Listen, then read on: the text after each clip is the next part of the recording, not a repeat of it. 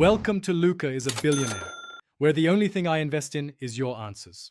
You have the workbook open. Now pick the range that contains question marks and decide whether to delete them or replace them with another character. Once selected, press Ctrl+H to open Find and Replace. This is the fastest route. In the Find field, type tilde to match a literal question mark because Excel treats as a wildcard. Make sure within covers the sheet or workbook. Click Replace All to remove or replace. You'll see a count of changes immediately. If you prefer a non-destructive approach, use a formula. Enter equals substitute A1 to strip question marks from text. Copy that formula down the column so each row is processed. This avoids accidental global changes. Once done, select the new column, copy, then paste values over the original to finalize.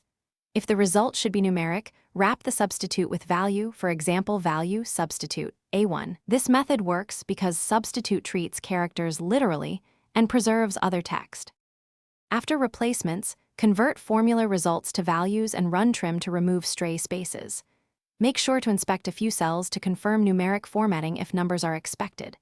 If find/replace didn't catch marks, remember Excel needs tilde to find a literal question mark or use substitute A1 char 63 to target ASCII 63 explicitly.